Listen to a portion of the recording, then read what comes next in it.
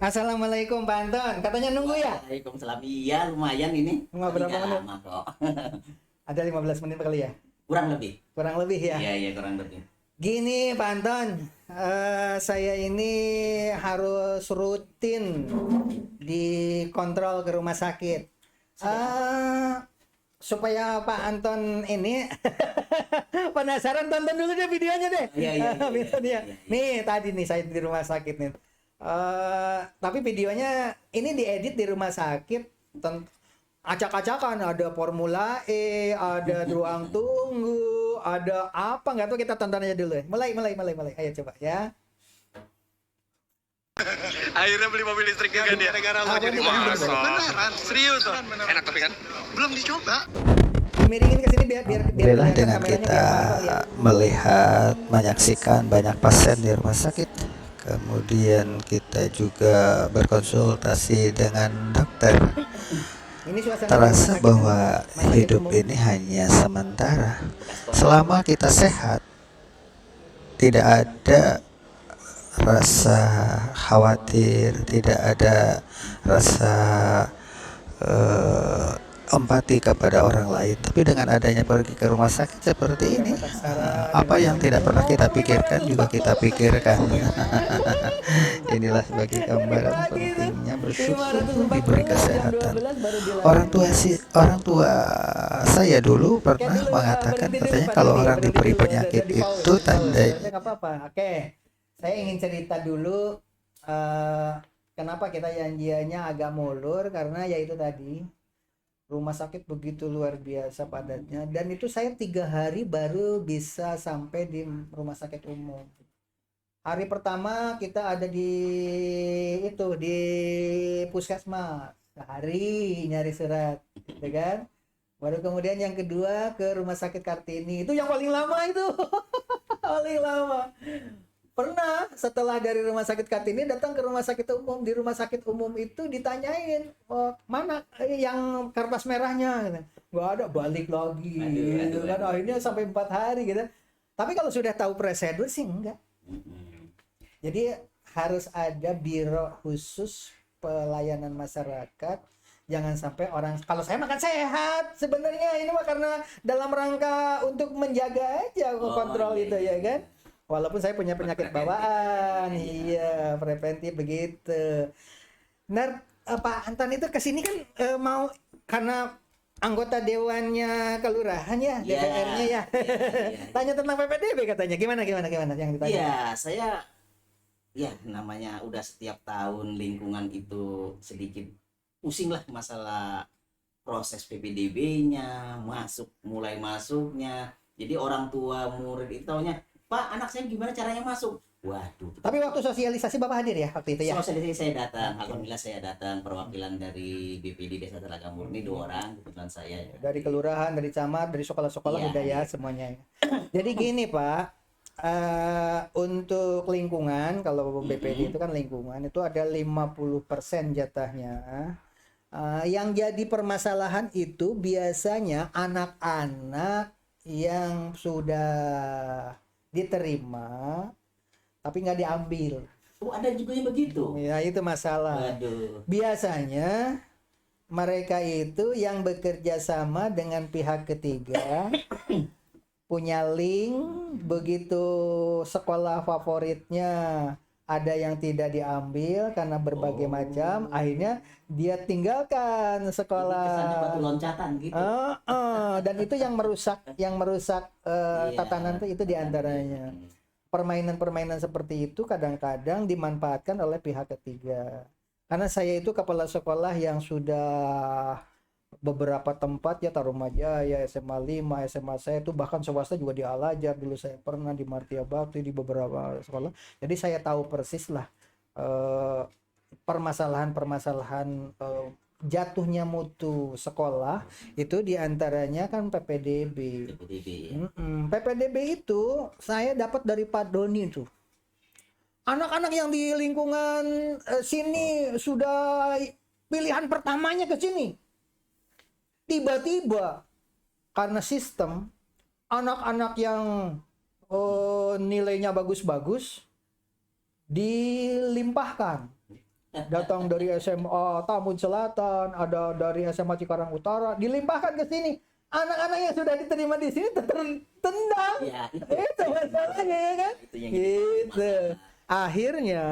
Akhirnya ada solusi kalau dulu penambahan kelas. Dulu pernah kejadian penambahan kelas. Akibatnya apa? Kalau penambahan kelas untuk sekolah-sekolah negeri yang sudah banyak PNS-nya memang suatu kewajiban ya. Iya. Namanya juga guru PNS kan digaji pemerintah. Kalau di sini itu 95% gurunya honorer. Kalau penambahan kelas, tapi nggak pengennya gratis. Iya, dulu pernah kejadian di sini katanya penambahan kelas. Setelah diterima mah janji-janjinya kan sekarang mah tidak boleh ada SPP. Betul. Yang boleh ada sumbangan. Ya. Janji-janjinya muluk, iya nyumbang gitu kan. Tapi begitu hari H kemarin saya baru pulang dari kejaksaan ini Pak. Kenapa itu? Karena proses saya yang tadi. Aduh. Saya ini udah duduk di kursi panas nih baru 1-2 hari saya baru pulang. Ternyata di sana yang mengadukan itu mengatasnamakan orang tua siswa. Begitu ditanya kejaksaan, siapa gitu kan diantaranya mengatasnamakan orang tua siswa katanya. Ya di sana kan cuma ditanya berkas-berkas dan semua yang sudah kita ikuti ya sudah selesai. Gitu. Tapi tetap itu nanti itu rusaknya citra pendidikan itu ketika kepala sekolahnya diganggu seperti itu. Padahal saya kan di sini cuma berapa bulan. Sebenarnya kan yang diungkit adalah kasus-kasus lama ya tentang PPDB ya kan. Gitu.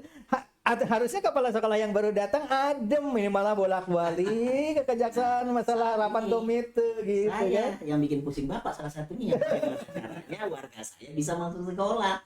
Walaupun proses sudah kita lakukan ya tadi ada pihak-pihak yang bermain yang bikin pusing Bapak salah satunya. Yang pertama Bapak anaknya yang ada di lingkungan sini Ya. itu kakaknya tidak boleh baru. Jadi minimal sudah 1 tahun ada di Ya, kakak ya, itu. paham itu ya. Kalau di kakaknya sudah 1 tahun, nanti insya Allah masuk ke kriteria zonasi. Zonasi ya, Itu 50% ya, Pak, ya? aman. 50%. Insya Allah itu aman itu ya. Kemudian yang jadi masalah biasanya pindahan dari Jakarta. Orang yang dari kejaksaan, orang tentara yang tugas negara dan sebagainya, begitu datang di sini mereka kan mau nggak mau harus difasilitasi, ya kan? Itu diantaranya. Di samping itu juga masalah Tapi untuk buat pos-pos itu ada kan memang Pak ya? Iya, ada persentasenya tadi di podcast yang pertama tadi kan sudah Oh, ngobrol iya. dengan Pak Nur Hasan ya, Betul. gitu. Dan nanti Pak Nur Hasan juga nanti harus di podcast ini dibawa juknis dengan link video yang dari provinsi di ini aja di share ya, biar semua hadirin bukan hanya untuk Bapak ya, untuk penonton yang ada di rumah secara lebih detailnya ada di bawah ini nanti akan di share ya di ruang komentar gitu, termasuk formulir dan sebagainya itu bisa komen kalau memang belum dicantumkan juga di komentar saja di ruangan. Di sini tanya mana formulirnya atau mana persentasenya, data-datanya dan sebagainya, silahkan.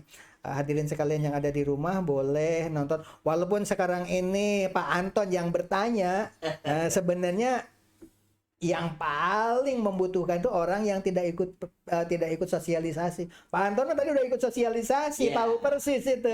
Tapi nanti Bapak dan Ibu kalau sudah nonton acara podcast ini, apa yang saya bicarakan dengan Pak Anton itu masih ada juga pertanyaan, tulis saja di ruang komen. Begitu diantaranya. Paling tidak masyarakat atau warga kami di Telaga Murni paham. Betul. Jadi dia di tahap pertama kah, di tahap kedua kah, pos mana yang harus diambil? Ya. Dan kita itu harus mengayomi masyarakat. Betul. Tetapi yang merusak itu sebenarnya kan pihak ketiga. Pihak ketiga yang mengaku sebagai orang tua siswa. Lapor ke sana kemari dan pihak berwajib itu harus melayani. kalau sudah ada laporan ya diterima. Harus ditindak. Harus ditindaklanjuti, itu kan. Itu masalahnya. Akhirnya kalau kita layani habis terkuras, kalau tidak dilayani borgol. Itu masalahnya. Mau gimana mutu sekolah kalau kepala sekolahnya diganggu, guru-gurunya diganggu, stabilitasnya diganggu. Pendidikan itu harus seperti nanam kaktus. Namanya kaktus, kalau kebanyakan air busuk akan. Busuk, mati malah. Iya kan, mati ya kan? Hmm. Kalau ternyata terlalu banyak sinar matahari panas, mengkerut. Gitu kan? Harusnya iklimnya atau suhunya, pengairannya, oksigennya, sirkulasi udaranya dan semuanya itu dibikin anteng. Pendidikan itu. Kalau pendidikan itu kurikulumnya dirubah-rubah, kemarin kurikulum 2013, kemudian berubah lagi ya kurikulum yang berhubungan dengan Merdeka Belajar, berubah lagi, terus berubah-ubah itu. Ya itu kalau pisang itu pernah pisang tua tapi nggak bisa matang. Karena apa? Terlalu banyak diganggu, padahal pisangnya udah matang ditebang. Begitu disimpan itu biasanya sawo yang begitu. Kalau dibuka dipijit-pijit, oh udah matang belum ya? Oh belum, simpen lagi. Akhirnya nggak matang-matang. Korban itu. Dunia pendidikan juga begitu.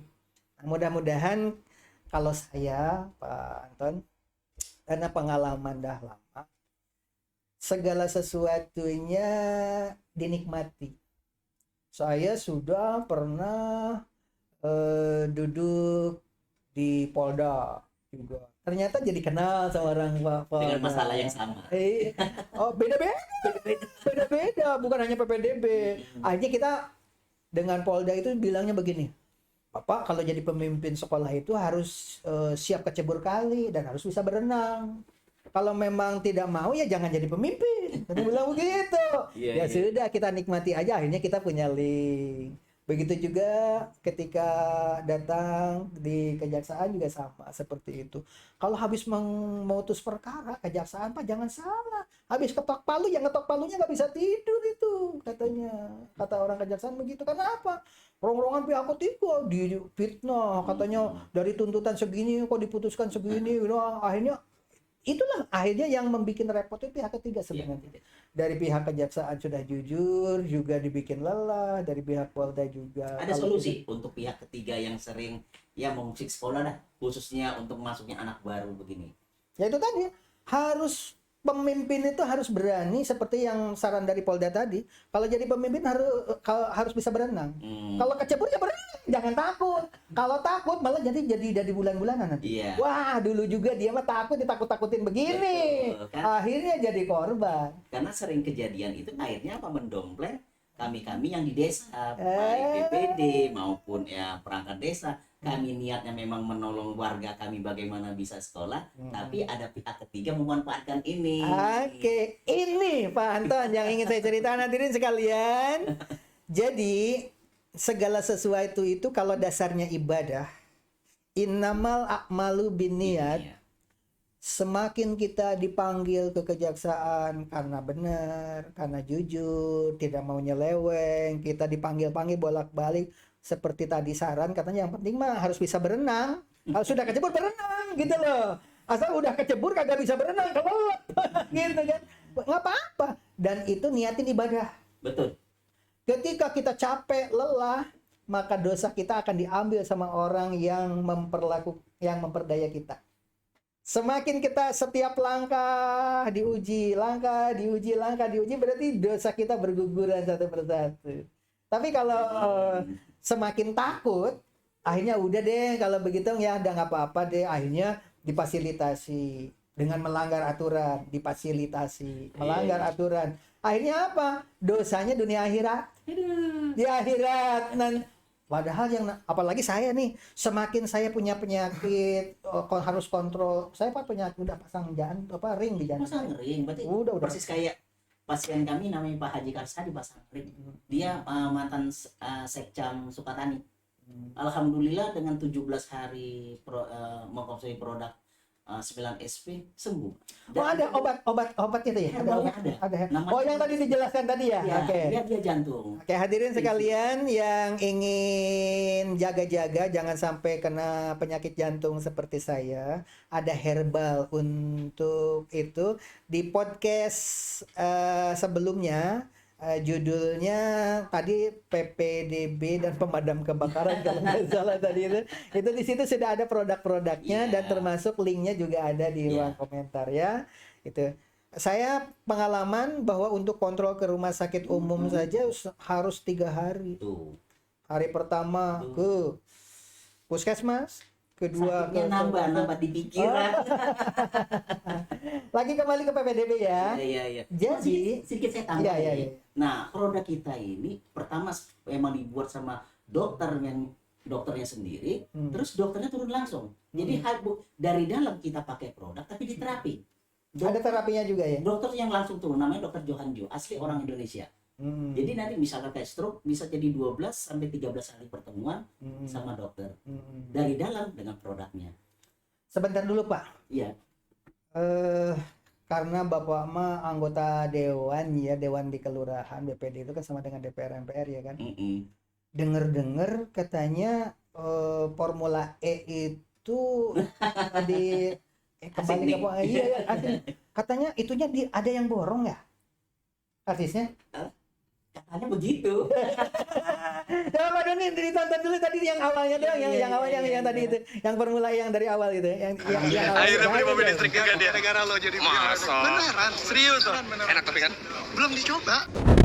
Oke, udah. Alhamdulillah dengan kita melihat Sakit ke belakangnya mah itu hanya untuk pembukaannya. Itu Formula E ya. Ternyata Formula E itu bisa membuat penyakit jantung itu. Debar-debar. Orang 3 bulan belum apa-apa, giring terperosok di situ.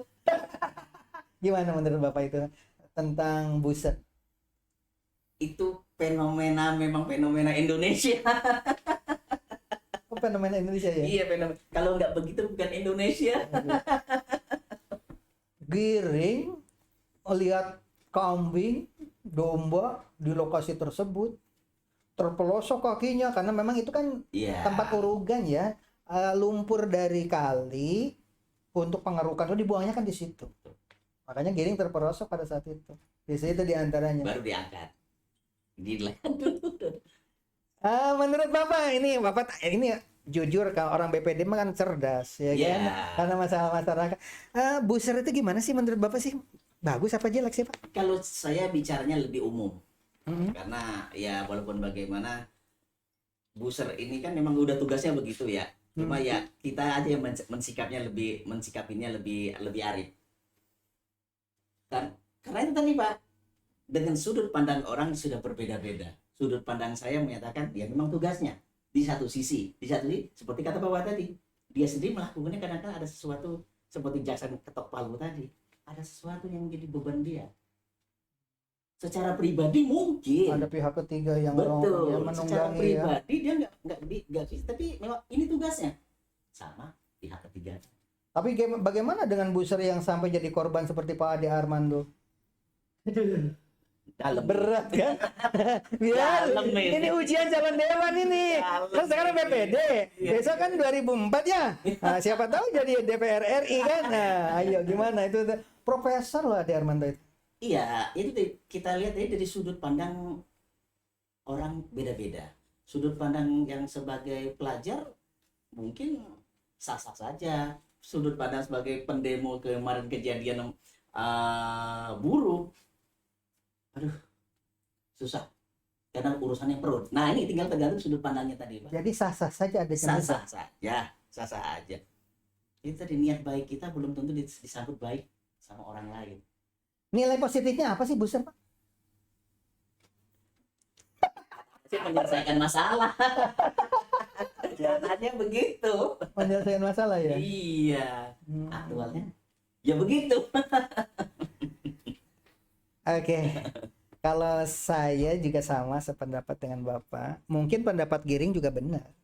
Kata Giring itu kan justru Formula E ini sukses karena dipacu oleh viralnya berita Giring. Akhirnya kan ingin membuktikan apa yang dikatakan Giring itu tidak, khawatirnya tidak ada. Ya, tidak terbukti, ternyata kan sukses. Sukses. Itu. Sukses luar Dan Giring sekarang sudah mengeluarkan statement bahwa itu adalah keberhasilan berkat saya. Sah-sah aja. yang terbaru Giring Iya memang iya betul. itu. Kemudian ada lagi temennya Giring itu mau membuat video tapi pakai gambarnya kayak gambar-gambar kartun gitu, gambar apa begitu. Formula E itu kan hanya membuat jalan. Ternyata sukses itu wajar, ternyata tendanya, tiang-tiangnya semuanya itu dikirim dari Formula E. Jadi begitu dalam waktu singkat langsung megah luar biasa, itu orang barangnya dari luar semua. Di kita hanya itulah kehebatannya, berarti penitia udah tahu persis kan. Nah akhirnya kan terbongkar, oh iya pantesan hanya 3 bulan biayanya juga cuma miliaran. Sementara yang di Bali ya, apa namanya itu, Formula Iya, sebelumnya itu Bali itu. Kalau di Bali itu Mandalika ya, Mandalika ya. itu triliunan loh. Dengan sponsornya juga sponsor dari BUMN semua itu ya Ya, kan. itu kalau segala pekerjaan diserahkan sama ahlinya, insya Allah. 3 bulan susah. Ya, itu karena ahlinya, Pak. Dan Giring pun yang asalnya Iya. ini mengakui sekarang. Kayak itu saja barangkali Bapak silahkan, kita bicara nih semuanya positif semua ya. Tentang rumah sakit positifnya begitu, tentang Buser positifnya begitu. Dah kata penutup deh. Iya, terima kasih waktunya Pak Haji, Bapak Kepala Sekolah kita, atas waktu yang diberikan pada kami. Hari ini suatu yang luar biasa. Kami telah menyampaikan manfaat kesehatan.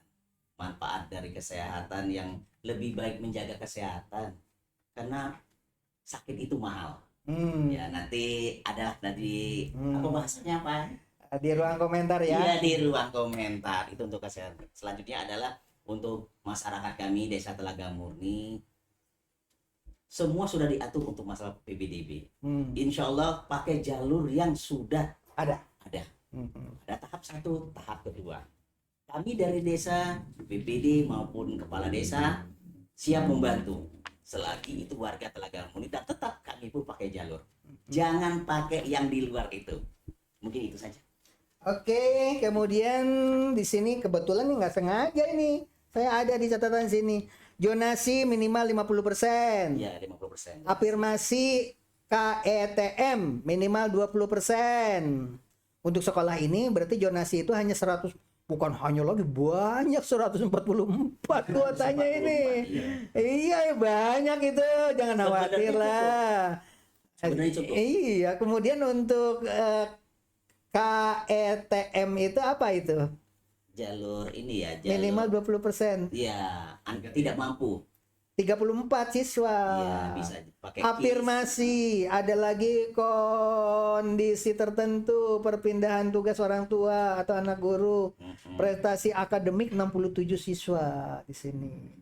Untuk kejuaraan lomba 15, total semuanya 288. Untuk 8 kelas. Untuk total semuanya ya. Iya, Begitu. iya, iya. Oke. Pokoknya jumlahnya segitu. Hadirin sekalian, mari kita berpikir positif apa saja sebagai kalimat terakhir dari saya.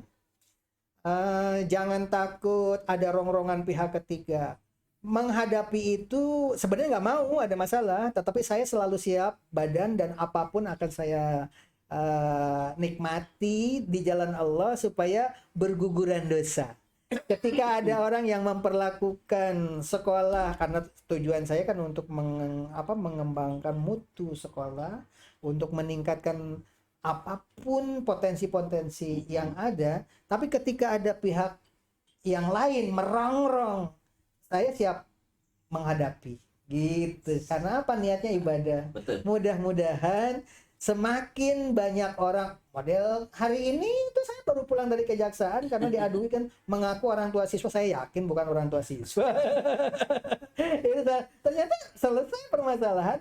Karena apa? Dia hanya bertanya masalah rapat komite diselenggarakan dan tidak. Mana berkasnya kan, model begitu diantaranya. Itu saja barangkali. Wabillahi taufiq wal hidayah, Pak. Wassalamualaikum warahmatullahi wabarakatuh. Terima kasih Bapak. Oke.